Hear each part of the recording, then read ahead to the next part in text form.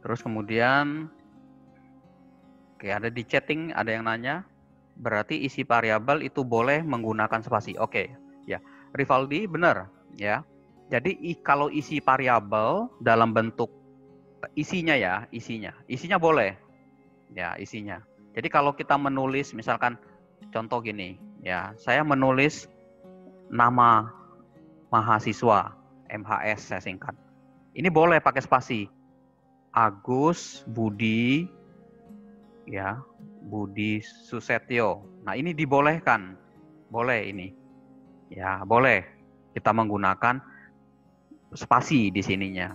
Tapi ingat, yang tipe seperti ini isinya adalah dalam bentuk teks.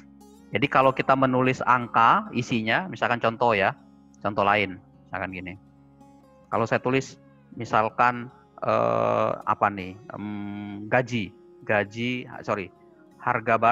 harga barang, harga BRG sama dengan, nah misalkan 2.500.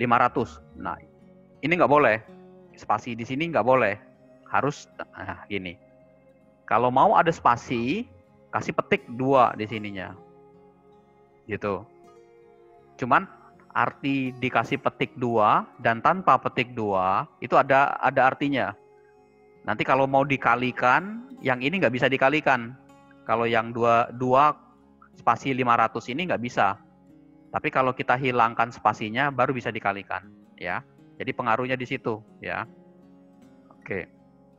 Itu ya, Rivaldi, pertanyaannya tadi di kolom chat seperti itu.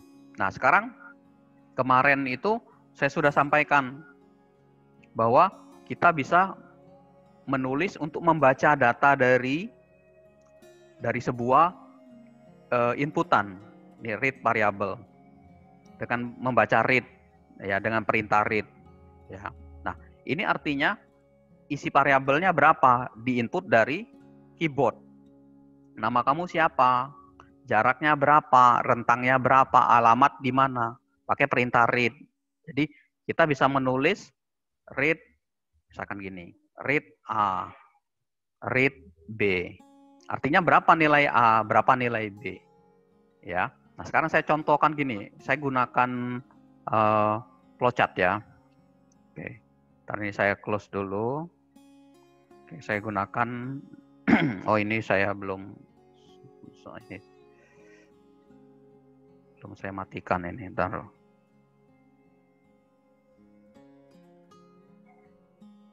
Oke, ini saya clear dulu biar bersih. Oke. Nah, mudah-mudahan kelihatan. Nah, ini kelihatan ya flow graph-nya, ya. Nah, misalkan pada saat kita membuat file baru, isinya kan tampilan gini.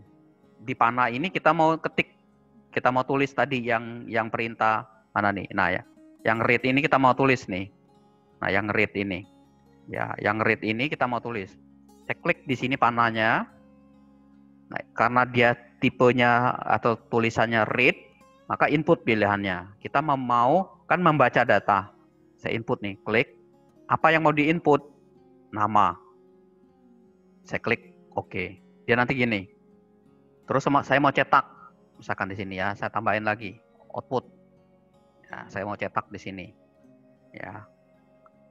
Misalkan di sini, nama saya sama dengan, bisa nggak di ini, nama. Oh, oke, nggak bisa berarti. Oke, ini coba kita udah operator konten typo, typo ya. Oke, misalkan ini saya tulis gini. Misalkan ini bisa nggak nih? Typo lagi nggak? Oh, berarti nggak bisa. Misalkan gini, saya ketik aja sini nama. Nah, jadi nanti pada saat saya tombol run, ini tanda run, saya ketik di sini. Oh, oke. Dia minta dideklarasikan namanya di sini. Tambahin di atas ya. Saya deklarasikan pakai ini. Oke, nama ini tipenya apa? String. Karena isinya kan Agus namanya, Iwan seperti itu. Oke, nanti ini. Nah, saya tulis nih. Please enter a value for nama. Nama saya Marsani Asfi. Saya klik enter. Nah, dia keluar di sini. Outputnya, ya. Jadi output yang ini akan keluar di sini. Nah, ini yang kita sebut sebagai read. Jadi kalau saya lihat di sini, ada nggak di sini contohnya? Misalkan ini. Nah, oke. Nah, nanti ini dia perintahnya. Tapi nanti ini, kita nggak pelajari itu. Kita nanti masuk ke sini, ya. Jadi, input nama itu yang read ini. Read nama, read alamat, read yang lain-lain di sini. Jadi, perintah pembacaan data itu dengan read. Nah, outputnya dengan menggunakan write. Ya. Nah, tolong bedakan penulisan seperti ini adalah penulisan algoritma dalam bentuk bentuk standar. Ya, penulisan seperti ini dengan tulisan-tulisan ini. Nah, kemarin latihan yang sebelumnya masukkan tampilkan nilai A, simpan di C. Itu pakai menggunakan bahasa baku, teks ya, pakai bahasa yang standar atau umum, pakai bahasa kita. Seperti itu. Kalau penulisan seperti ini bahasa algoritmanya. Nah, bahasa algoritma ini lebih mendekati ke bahasa komputer, bahasa pemrograman nantinya. Ya, tapi jangan khawatir, nanti akan kita bahas satu-satu. Ya, seperti itu. Oke, ini tentang konsep variabel awal. Ya, silakan ada yang pertanyaan, ada di ini bisa ditulis di kolom komentar, ya, seperti itu. Oke. Nah, yang berikutnya adalah selain variabel, ada yang namanya konstanta. Konstanta. Konstanta ini nilainya tetap, tidak berubah-ubah. Ya. Jadi selama kita membuat nilai program itu, dalam program itu dibuat, nilainya nggak berubah. Contoh misalkan, saya tulis konstanta X sama dengan 9. Ya sudah, seterusnya dia jadi 9 X ini. Seperti Pi, ya. Pi kan 22/7 atau 3, ini 21, 3,14 ya, salah ini. Ini 3,14. Ya. Nah, Pi ini sampai kapanpun juga tidak berubah angkanya, 3,14 atau 22,7. Nah, ini yang kita sebut sebagai konstanta. Nilainya tidak berubah selama proses penulisan algoritma. Jadi kalau barisnya ada 1000 baris, tetap aja Pi ini, ya, nilai Pi ini tetap aja 3,14. Seperti itu. Ya. Nah, kemudian ada ekspresi. Yang tadi ya, yang penulisan variabel yang kedua tadi, yang ketiga tadi di slide sebelumnya. Yang ini tadi. Ntar saya balik dulu. Nah, yang ini ekspresi. Ini ada kata-kata ekspresi. Jadi ekspresi itu isinya ada 2. Jadi kalau saya menulis misalkan contohnya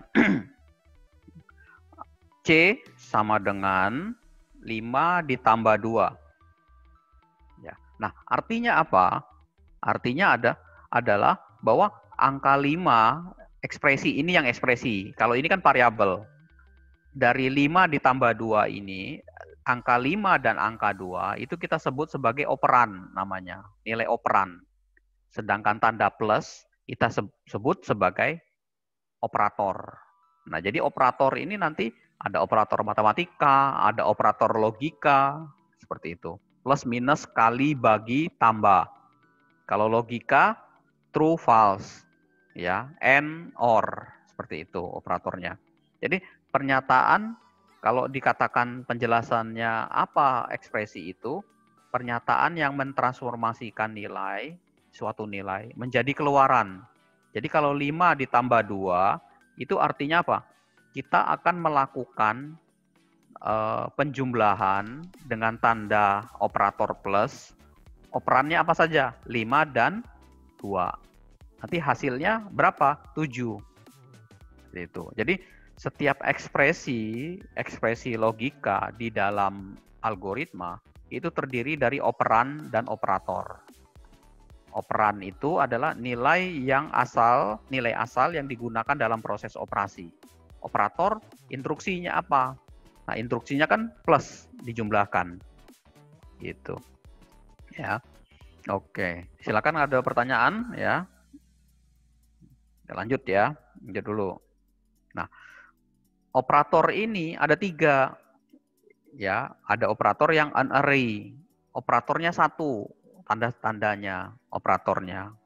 Ya, operatornya 1.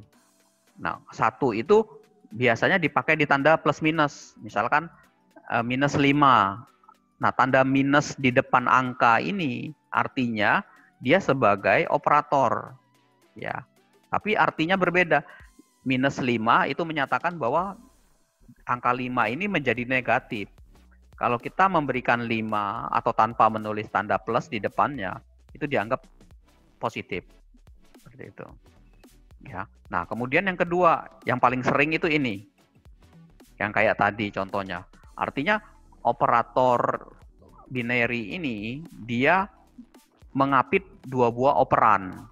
Jadi 5 dikali 2, 10 dibagi 3, 7 dikurangi 4, 9 ditambah 7. Nah, artinya operator binary ini dia mengapit di antara 2 operan. Kalau ternary itu 3. Ya, operannya 3, 5, 3, 2. Seperti itu.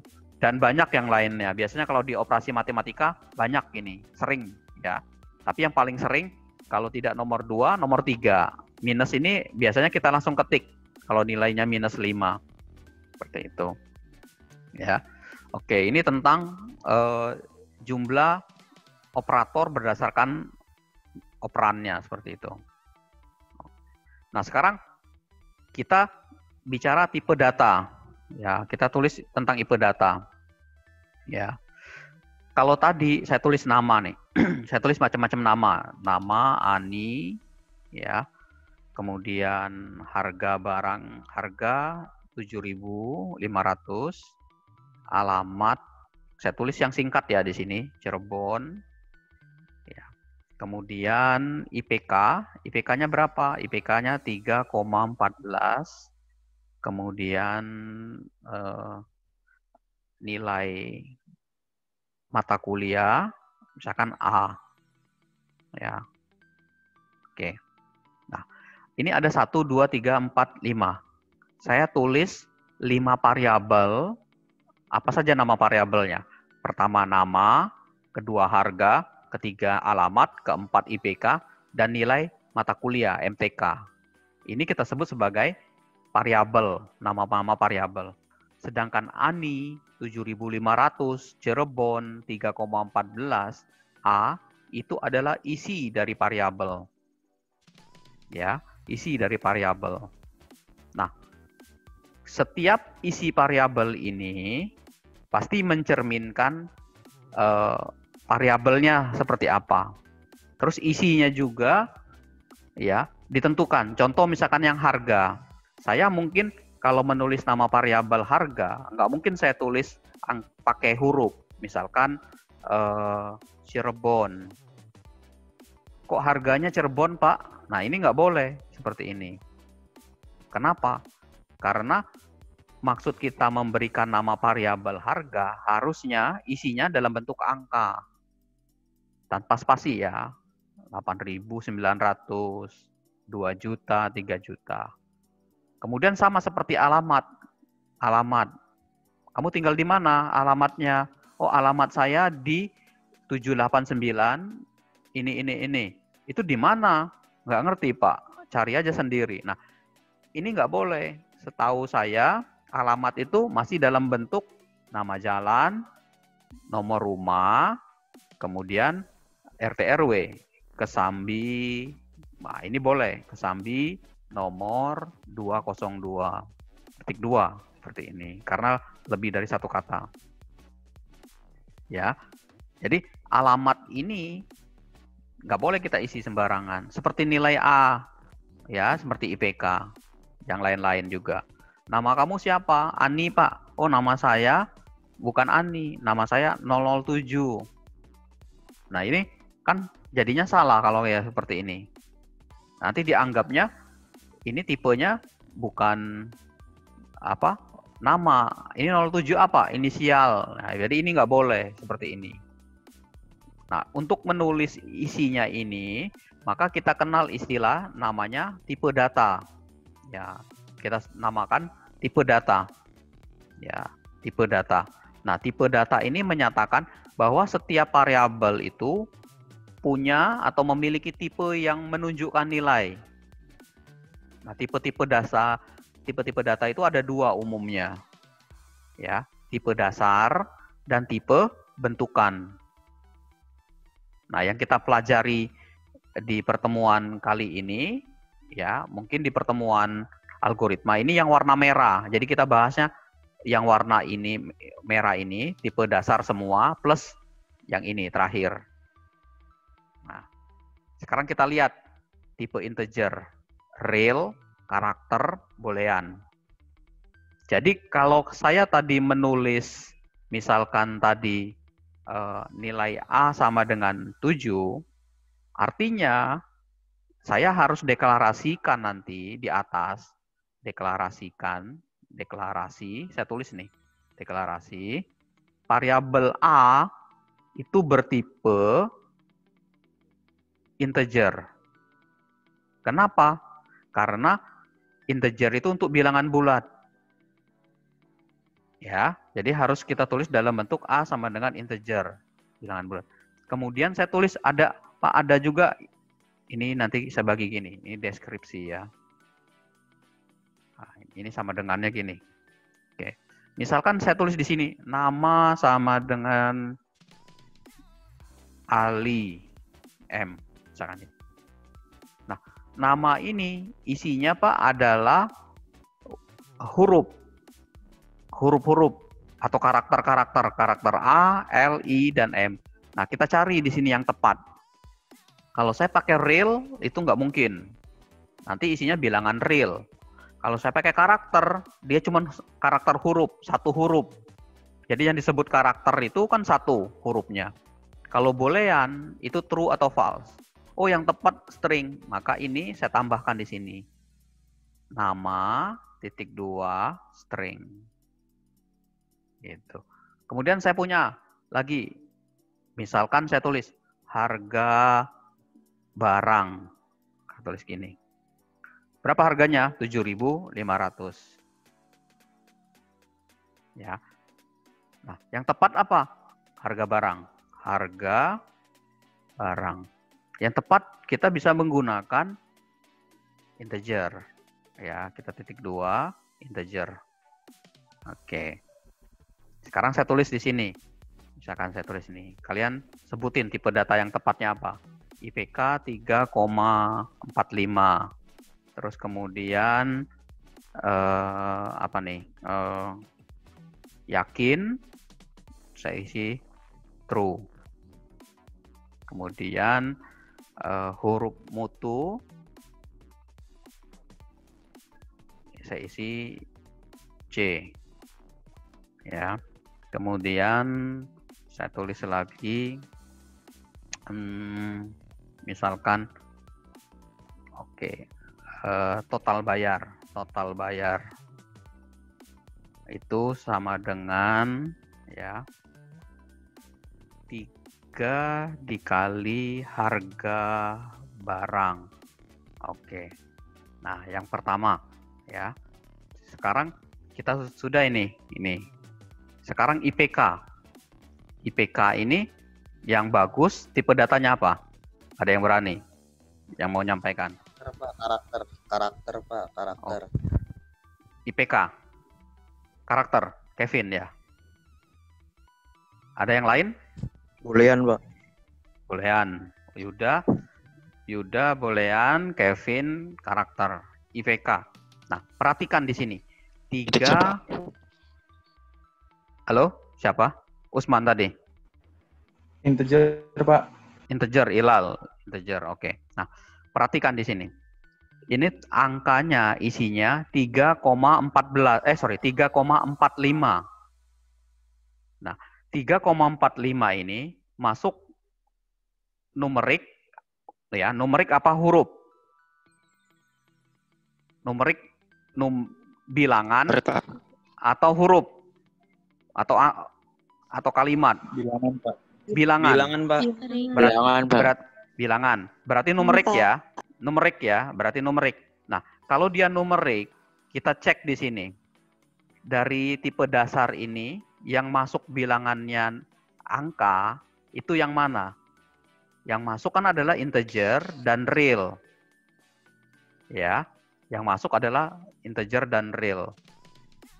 Ya. Artinya dari sini ya, nanti dari sini kita bisa tahu. Waduh, ini udah ketutup ini tadi. Jadi nanti dari sini kita bisa tahu ya bahwa IPK ini 3,45. Waduh, pure. Mana nih tadi tuh? Saya lupa ini.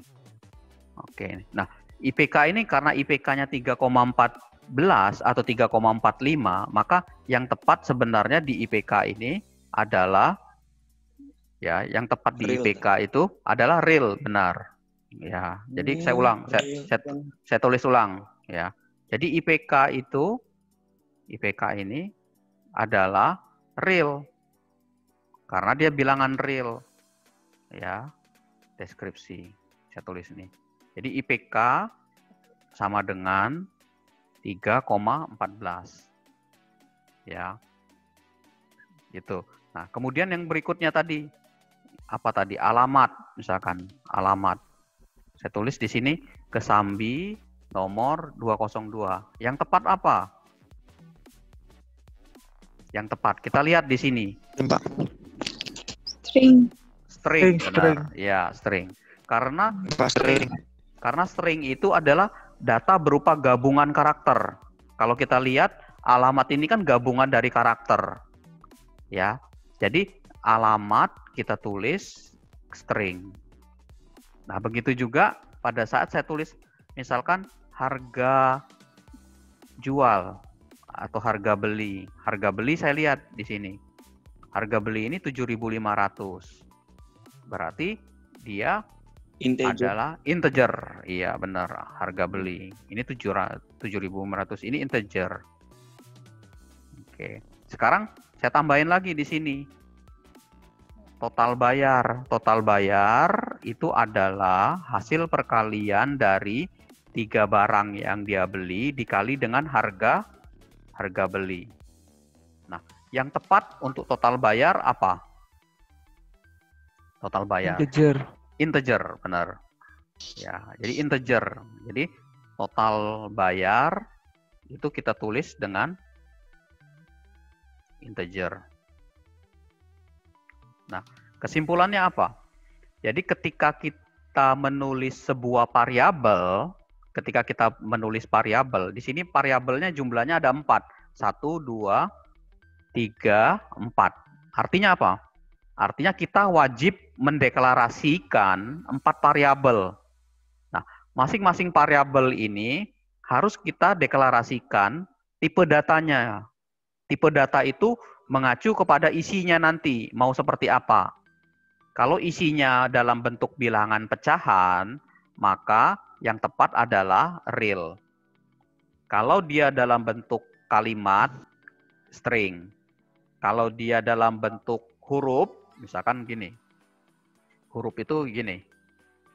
Misalkan huruf, kamu dapat nilai mata kuliahnya berapa dapatnya nantinya? Mata kuliah algoritma. Saya dapatnya A, Pak. Nah, A ini karena isinya 1, maka yang tepat apa? Char. Tepat. Char, benar. Char. Ya. Char itu singkatan dari karakter. Gitu. Nah, terus ada juga status misalkan.